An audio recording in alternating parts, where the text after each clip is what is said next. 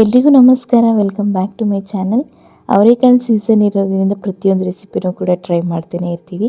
ನಾನಿವತ್ತು ಮಸಾಲ ಅವರೆಕಾಳು ಉಪ್ಪಿಟ್ಟನ್ನು ಮಾಡಿದ್ದೆ. ಟೇಸ್ಟ್ ವೈಸ್ ಅಂತೂ ತುಂಬಾ ಚೆನ್ನಾಗಿತ್ತು. ಬನ್ನಿ ಯಾವ ರೀತಿ ಮಾಡೋದು ಅಂತ ನೋಡ್ಕೊಂಬರೋಣ.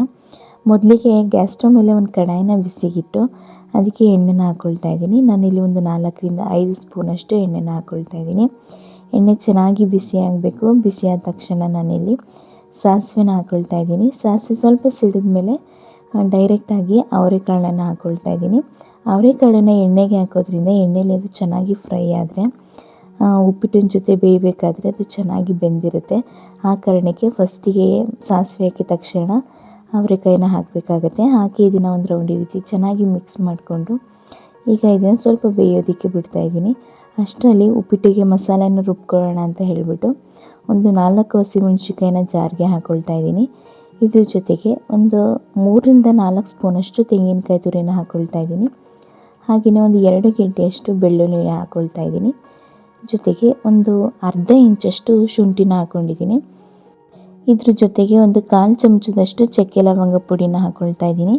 ಹಾಗೆಯೇ ಸ್ವಲ್ಪ ಕೊತ್ತಂಬರಿ ಸೊಪ್ಪು ಇಷ್ಟನ್ನು ಕೂಡ ಹಾಕಿ ಸ್ವಲ್ಪ ನೀರನ್ನು ಹಾಕಿದ್ರೆ ನುಣ್ಣಗೆ ಪೇಸ್ಟ್ ಮಾಡ್ಕೊಂಡು ಬರಬೇಕು. ಈ ಕಡೆ ಅವರೆಕಾಳು ಅಷ್ಟೇ ಚೆನ್ನಾಗಿ ಫ್ರೈ ಆಗಿದೆ. ನಾವು ಎಣ್ಣೆಲಿ ಫ್ರೈ ಮಾಡಿರೋದ್ರಿಂದ ಆಲ್ಮೋಸ್ಟ್ ಒಂದು 50% ಚೆನ್ನಾಗಿ ಬೆಂದಿದೆ ಇದು.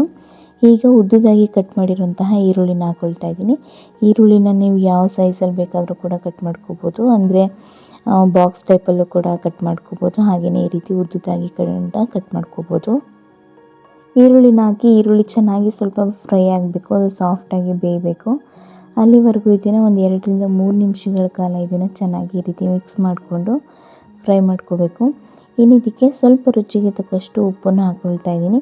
ಉಪ್ಪನ್ನು ಹಾಕಿ ತರಕಾರಿನೇ ಆಗಿರ್ಬೋದು, ಈರುಳ್ಳಿನೇ ಆಗಿರ್ಬೋದು, ಅದನ್ನು ಫ್ರೈ ಮಾಡಿದಾಗ ಅದು ಆಲ್ಮೋಸ್ಟ್ ಬೇಗನೆ ಬೇಯುತ್ತೆ. ಅದರಿಂದ ಸಾಲ್ಟನ್ನು ಹಾಕಿ ಇದನ್ನು ಚೆನ್ನಾಗಿ ಫ್ರೈ ಮಾಡ್ಕೊಳ್ತಾ ಇದ್ದೀನಿ. ಈಗ ಇದಕ್ಕೆ ಒಂದು ಟೊಮೊಟೊನ ಹಾಕ್ಕೊಳ್ತಾ ಇದ್ದೀನಿ. ಹಾಗೆಯೇ ಒಂದು 1/4 ಚಮಚದಷ್ಟು ಅರಿಶಿನ ಪುಡಿನ ಹಾಕ್ಕೊಳ್ತಾ ಇದ್ದೀನಿ. ಹಾಕಿ ಈಗ ಇದನ್ನು ನೀಟಾಗಿ ಮಿಕ್ಸ್ ಮಾಡಿಕೊಂಡು ಫ್ರೈ ಮಾಡ್ಕೊಳ್ತಾ ಇದ್ದೀನಿ. ಟೊಮೊಟೊ ಚೆನ್ನಾಗಿ ಸಾಫ್ಟಾಗಿ ಫ್ರೈ ಆಗಬೇಕು. ಆ ರೀತಿ ನೀಟಾಗಿ ಫ್ರೈ ಮಾಡ್ಕೋಬೇಕು. ನಾನಿಲ್ಲಿ ಒಂದು ಟೊಮೊಟೊನ ತೊಗೊಂಡಿದ್ದೀನಿ. ಈಗ ಇದನ್ನು ಸ್ವಲ್ಪ ಫ್ರೈ ಮಾಡ್ಕೊಂಡಿದ್ದಾದಮೇಲೆ ರುಬ್ಬಿಟ್ಕೊಂಡಿರೋಂತಹ ಮಸಾಲೆನ ಹಾಕ್ಕೊಳ್ತಾ ಇದ್ದೀನಿ. ಮಸಾಲೆನ ಹಾಕಿ ಇದನ್ನು ಡ್ರೈ ಆಗಿ ಈ ರೀತಿ ಒಂದು 2 ನಿಮಿಷ ಅದರಲ್ಲಿರುವಂತಹ ಹಸಿ ವಾಸನೆ ಎಲ್ಲ ಹೋಗಬೇಕು. ಆ ರೀತಿ ಇದನ್ನು ಚೆನ್ನಾಗಿ ಮಿಕ್ಸ್ ಮಾಡಿಕೊಂಡು ಒಂದು 2 ನಿಮಿಷ ಹೀಗೇ ಡ್ರೈ ಆಗಿ ರೋಸ್ಟ್ ಮಾಡ್ಕೊಳ್ತಾ ಬರಬೇಕು. ಇನ್ನು ಇದೆಲ್ಲ ಚೆನ್ನಾಗಿ ಫ್ರೈ ಮಾಡ್ಕೊಂಡಿದ್ದಾದಮೇಲೆ ಈಗ ಇದಕ್ಕೆ ನೀರನ್ನು ಹಾಕ್ಕೊಳ್ತಾ ಇದ್ದೀನಿ.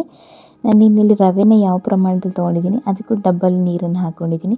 ನಾನಿಲ್ಲಿ 3 ಲೋಟದಷ್ಟು ರವೆ ತೊಗೊಂಡಿರೋದ್ರಿಂದ ನಾನಿಲ್ಲಿ ಒಂದು 6 ಲೋಟದಷ್ಟು ನೀರನ್ನು ಹಾಕ್ಕೊಂಡಿದ್ದೀನಿ. ಅದ್ರ ಮೇಲ್ಗಡೆ ಒಂದು ಅರ್ಧ ಲೋಟದಷ್ಟು ನೀರನ್ನು ಜಾಸ್ತಿ ಹಾಕ್ಕೊಳ್ಳಿ.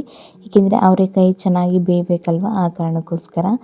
ಈಗ ಇದಕ್ಕೆ ಮೇಲ್ಗಡೆ ಸ್ವಲ್ಪ ಕಟ್ ಮಾಡಿರುವಂತಹ ಕೊತ್ತಂಬರಿ ಸೊಪ್ಪು, ಹಾಗೆಯೇ ಸ್ವಲ್ಪ ರುಚಿ ಕಡಿಮೆ ಆಯಿತು ಅಂತ ಹೇಳ್ಬಿಟ್ಟು ರುಚಿನ ಹಾಕ್ಕೊಳ್ತಾ ಇದ್ದೀನಿ. ಈಗ ಇದಕ್ಕೆ ಲಾಸ್ಟಿಗೆ ಒಂದು ಅರ್ಧ ಹೋಳಷ್ಟು ನಿಂಬೆಹಣ್ಣಿನ ರಸನ ಹಾಕ್ಕೊಳ್ತಾ ಇದ್ದೀನಿ. ಈ ಮಸಾಲೆ ಹಾಗೆಯೇ ನಿಂಬೆಹಣ್ಣಿನ ರಸ ಹಾಕೋದ್ರಿಂದ ಟೇಸ್ಟು ಸೂಪರಾಗಿರುತ್ತೆ. ಈಗ ಇದನ್ನು ಒಂದು ರೌಂಡು ಚೆನ್ನಾಗಿ ಮಿಕ್ಸ್ ಮಾಡಿಕೊಂಡು ಒಂದು 5 ನಿಮಿಷ ಚೆನ್ನಾಗಿ ಕುದಿಸ್ಕೊಂಡು ಈಗ ಹುರಿದಿಟ್ಕೊಂಡಿರುವಂತಹ ಬನ್ಸಿ ರವೆನ ಹಾಕ್ಕೊಳ್ತಾ ಇದ್ದೀನಿ. ನೀವು ಇದೇ ವಿಧಾನದಲ್ಲಿ ಮಾಮೂಲಿ ಅಕ್ಕಿ ತರಿ ಉಪ್ಪಿಟ್ಟನ್ನು ಕೂಡ ಮಾಡ್ಕೋಬೋದು. ತುಂಬಾ ಚೆನ್ನಾಗಿರುತ್ತೆ.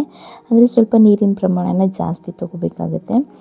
ಈಗ ರವೆನ ಹಾಕಿ ಇದನ್ನು ನೀಟಾಗಿ ಮಿಕ್ಸ್ ಮಾಡ್ಕೋಬೇಕು. ಮಿಕ್ಸ್ ಮಾಡ್ಕೊಳ್ತಾ ರವೆ ಎಲ್ಲ ಹಳ್ಳಿ ನೀಟಾಗಿ ಬರುತ್ತೆ. ಒಂದು 50% ರವೆ ಚೆನ್ನಾಗಿ ಬೆಂದಿದೆ ಅನ್ನೋ ಟೈಮಲ್ಲಿ ಫ್ಲೇಮ್ನ ಲೋ ಫ್ಲೇಮ್ ಕೊಟ್ಕೊಂಡ್ಬಿಟ್ರೆ ಉಪ್ಪಿಟ್ಟು ತುಂಬಾ ಚೆನ್ನಾಗಿ ಸಾಫ್ಟಾಗಿ ಬೇಯುತ್ತೆ. ಹಾಗೆಯೇ ಟೇಸ್ಟ್ ಕೂಡ ಚೆನ್ನಾಗಿ ಬರುತ್ತೆ.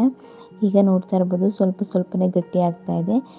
ಈಗ ಗ್ಯಾಸ್ನ ಫುಲ್ಲು ಲೋ ಫ್ಲೇಮ್ ಮಾಡಿಬಿಟ್ಟು ಮೇಲ್ಗಡೆ ಒಂದು ಮುಚ್ಚಳನ ಮುಚ್ಚಿದ್ರೆ ತುಂಬಾ ಚೆನ್ನಾಗಿ ರವೆ ಎಲ್ಲ ಅರಳುತ್ತೆ. ಇನ್ನು ಮೇಲ್ಗಡೆ ತುರಿದಿಟ್ಕೊಂಡಿರೋಂತಹ ಹಸಿ ಕಾಯಿ ತುರಿನ ಹಾಕ್ಕೊಳ್ತಾ ಇದ್ದೀನಿ. ಲಾಸ್ಟ್ ಇನ್ನೇನು ಆಗ್ತಾ ಇದೆ ಅನ್ನೋ ಟೈಮಲ್ಲಿ ಈ ತೆಂಗಿನಕಾಯಿ ತುರಿನ ಹಾಕೋದ್ರಿಂದ ಟೇಸ್ಟು ಸೂಪರಾಗಿ ಬರುತ್ತೆ. ಈಗ ಇದನ್ನು ಒಂದು ರೌಂಡ್ ಈ ರೀತಿ ಚೆನ್ನಾಗಿ ಮಿಕ್ಸ್ ಮಾಡಿಕೊಂಡ್ರೆ ಸಖತ್ ಟೇಸ್ಟಿಯಾಗಿರೋಂತಹ ಮಸಾಲೆ ಅವರೆಕಾಳು ಉಪ್ಪಿಟ್ಟು ರೆಡಿ ಆಗುತ್ತೆ. ನೀವು ಕೂಡ ಒಂದ್ಸಲ ಮನೇಲಿ ಟ್ರೈ ಮಾಡಿ, ಖಂಡಿತವಾಗಿಯೂ ನಿಮಗೆ ಇಷ್ಟ ಆಗುತ್ತೆ. ಹಾಗೆಯೇ ಈ ರೆಸಿಪಿ ನಿಮಗೆ ಇಷ್ಟ ಆಗಿದರೆ ಪ್ಲೀಸ್ ಈ ವಿಡಿಯೋನ ಲೈಕ್ ಮಾಡಿ. ಹಾಗೆಯೇ ನೀವು ಕೂಡ ಮನೇಲಿ ಒಂದ್ಸಲ ಟ್ರೈ ಮಾಡಿ ಹೇಗೆ ಬಂತು ಅಂತ ಕಮೆಂಟಲ್ಲಿ ತಿಳಿಸಿ. ಹಾಗೆಯೇ ನೀವು ಇನ್ನೂ ನಮ್ಮ ಚಾನಲ್ನ ಸಬ್ಸ್ಕ್ರೈಬ್ ಆಗಿಲ್ಲ ಅಂತ ಹೇಳಿದರೆ ಪ್ಲೀಸ್ ನಮ್ಮ ಚಾನಲ್ನ ಸಬ್ಸ್ಕ್ರೈಬ್ ಮಾಡ್ಕೊಳ್ಳಿ. Thank you.